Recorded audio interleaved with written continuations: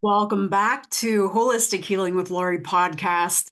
And today's episode is quite a controversial topic in the area of MECFS and of long hauler syndrome as well. And it has been with MECFS, fibromyalgia, chronic fatigue syndrome, MECFS. It has been for ever since I've been in this space, which has been 25 years now. Now, there are some great brain retraining programs out there, but there are also many, in fact, that are quite problematic. And we're going to go through why that is and why brain retraining works so well for some people and why it can actually make some people worse. Now, just a little bit about my personal experience with brain retraining.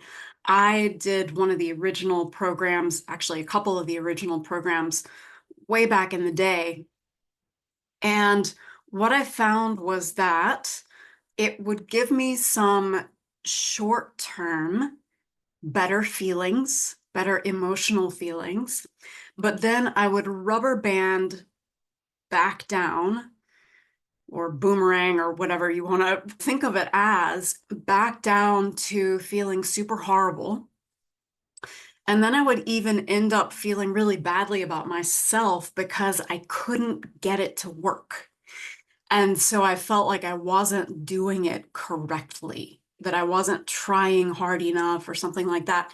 And I do get a lot of students who end up experiencing that as well, who come to me. Now, we do a type of brain retraining in the HEAL program, in the HEAL Advanced Recovery program, but we do it in such a way that you're not ignoring your emotions and how you feel right now, and in such a way that you are honoring your journey as well. You're not trying to pull yourself to make yourself believe in one leap that you're 100% well. Here's why this is so important and why it works this way. This is our emotional slash vibrational scale here. So we start down here. These are the quote lower energy emotions. And the other thing that's super important in what I teach is that these aren't bad emotions, right? We don't want to push them away. We want to honor them and soften around them, because the way that we are built as humans is that when we let go of resistance, it's like a cork in water. If you hold it down, if you resist, then the cork stays down. If you release it, the cork pops up and you're able to reach some of these other places of feeling a lot better emotionally. And what we do find over and over again is that when you feel better emotionally, the body is more able to heal. Now, one of the big controversies around brain retraining with chronic illness is, hey, this is not all in my head. I'm not making this up. This isn't just an emotional, psychological thing, which I completely agree with. And this is why in the HEAL program, we address these illnesses from all sides, because we're not just emotions, we're not just physical, we're not just mental, but we want to take a look at all of these different aspects. We don't want to ignore the hidden infections that have built up in the body. And in fact, that's one of the first places that I would look in any brain retraining course that you're looking at is, do they embrace a holistic approach, or do they teach you to only do the brain retraining?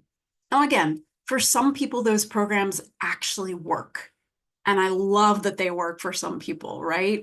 Those people are very fortunate. So here's the thing about the reason that they work for some people and not for others.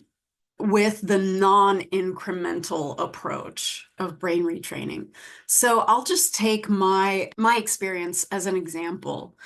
When I was super sick back in my 20s, for that mostly bedridden 10 years basically of having chronic fatigue syndrome, I was down here most of the time. This was my vibrational set point, is what I would call it, right? I was feeling unworthy. I was feeling depression, despair, shame, even. So for me to try to bring myself up here or up here, which is what I was actually trying to do, to this place of knowing that I am well, knowing that my body is perfect right now, knowing all these things, or empowerment or freedom, the freedom of being 100% healthy. That's way too big a jump to try to make all in one leap. So what I teach is to take this in steps. And again, because if you try to jump from down here all the way to up here, or even to up here, you're gonna get rubber banded back down here, and the sting of that is really harsh.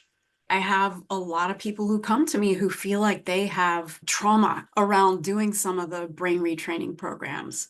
Now, here's when it actually works.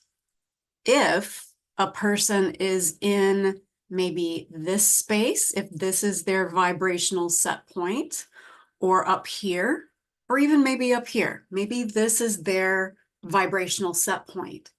It's a lot easier to get here by saying affirmations, by doing somatic exercises and things like that.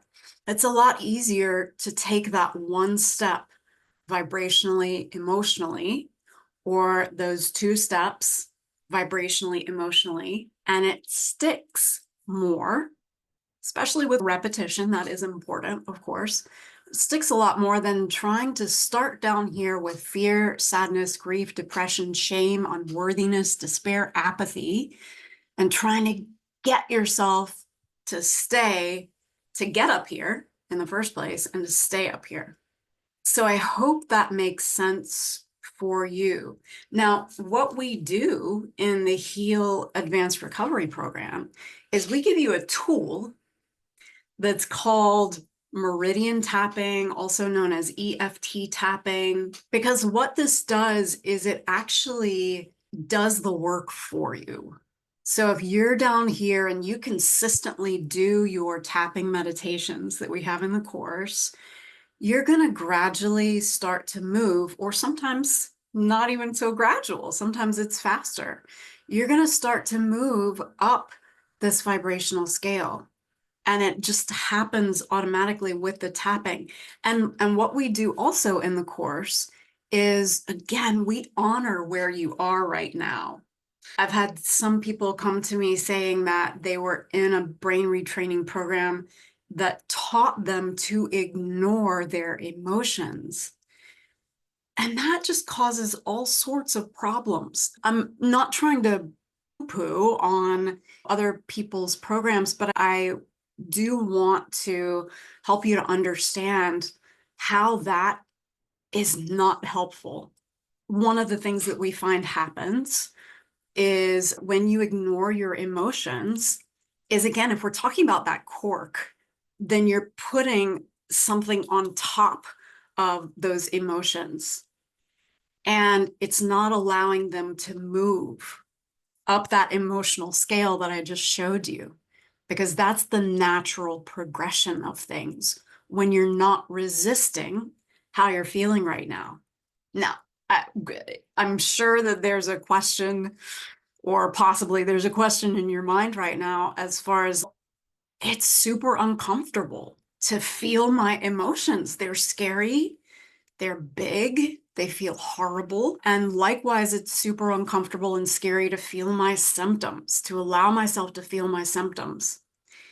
And I find this with so many of my students, practically all of them, and this was the case for me as well, which is that we get to the place where things are so uncomfortable, and this can happen growing up as well, where you just push all your emotions down and you disassociate from your body, right? You're trying to get as far away as possible from difficult feelings, from difficult physical sensations.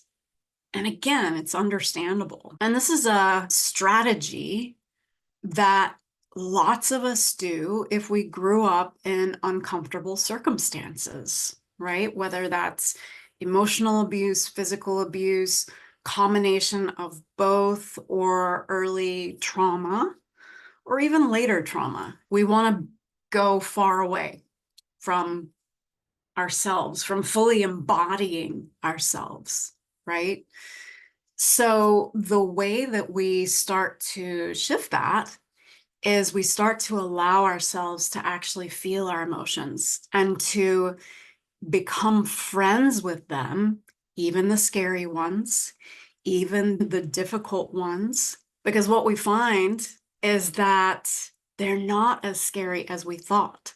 They're not as difficult as we thought when we allow ourselves to actually be with them. And same thing with the symptoms. There's a specific practice that I teach as well in both versions of the HEAL program, both the self-led starter course and the advanced HEAL recovery program. And it's called deep diving. And it's a really powerful tool to allow yourself to be with these emotions in a way that is not so scary, in a way where you really start to become friends with your emotions and with your body too. So we do it with symptoms as well. Now, as far as the brain retraining goes, what we do in the HEAL Advanced Recovery Program is we do tapping on how you're feeling right now, emotionally, with symptoms and things like that. And the way that I teach the tapping is that it's not that we're trying to make things go away, even though that's what ends up happening with the emotions. They shift, with the physical symptoms, even they shift, but more that we are retraining the amygdala, part of the brain, which is the part of the brain that sets off the fight, flight, freeze response. So we're retraining the amygdala to not get freaked out when we run into certain emotions, or when we run into symptoms and things like that, even when we have conversations with people. Now, the other thing that we do is we take a look at beliefs. And this is where there are some similarities, definitely, to the brain retraining. This is brain retraining, but again, we do it incrementally. So if your current belief is, I am never going to get well and nothing is working or whatever, and it's okay if you have that belief, right? It makes sense. If you have been trying everything and it's not getting you to where you want to be, but we actually acknowledge that belief and that thought pattern. We tap on that, we tap on the negative belief, and then we start to gradually implement and integrate a new belief. And for some people, that new belief might be something as radically different as, I am 100% healthy right now, and it feels so good to be in my body. But again, for most people, actually, trying to adopt that new belief and to instill it is too big of a jump. So what we do instead is we soften that new belief. So rather than, I am that way right now, we say something like, and start tapping on and instilling something like, I like the idea that I can feel so good in my body, and that's there for me, or something along those lines, which feels true. Because if you're trying to instill a belief that you know in every cell of your body is not true, of course that's going to make your nervous system go haywire.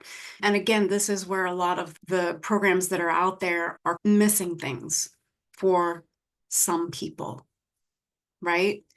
In that when we try to make that big jump too quickly, it actually triggers the nervous system. And it does it over and over again if you're repeating those new things, right, that you're trying to believe. So we do it incrementally. Another thing that I've seen with a couple of things, actually, I think most of the systems that are out there get this right. But if you're trying to do some brain retraining on your own, one of the things about the mind, the way that it works, is that it doesn't see, let me say it this way. If you're saying something like, I am no longer sick, the brain doesn't know how to distinguish the no longer from the sick. The mind focuses on the sick part. So you're actually furthering the image, the feeling, whatever, in your body, in your mind of you being sick. So we have to shift that to, I am 100% well, or I feel so good in my body, or whatever it is. And again, doing that incrementally. What the focus is, we always shift it from what you don't want, and you're probably very clear about what you don't want, but we shift that to what you do want. And that can be an art in and of itself, because we tend to say the things that we want in terms of what we don't want, right? So we say to somebody, what do you want? And they say, I don't want to feel bad anymore, or I don't want to be limited like this anymore. That's focusing on what you don't want. So we want to take that to what you do want. And even more specifically, how you want to feel, right? So once you're well, how is that going to make you feel? And interestingly enough, focusing and feeling that feeling in your body of how you want to feel. So maybe in this case, it's free. I want to feel free in my body and in my life. I want to feel safe in my body and in my life. Now, safety is a little bit tricky because it automatically brings in some unsafeness in there when you use the word safe, but it's a good incremental step. A different word that you could use would be, again, I think free. I feel free and vibrant in my body. Those are some of the basics of the brain retraining that we use, the incremental brain retraining that we use in the Heal Advanced Recovery program. And a couple of things to look out for too, with if you're looking at other brain retraining programs. You definitely want to go with someone who understands the incremental nature of that process, and who also acknowledges that, yes, there are other things with your health journey that you want to be doing. And also that it's important to acknowledge and honor and allow yourself to become friends with any of the emotions that you feel. I hope that was helpful. And please share this with any of your friends, family, or acquaintances even that you think would be interested in this subject or who have a chronic illness. And I will look forward to seeing you in our next episode. Thank you so much. Lots of love.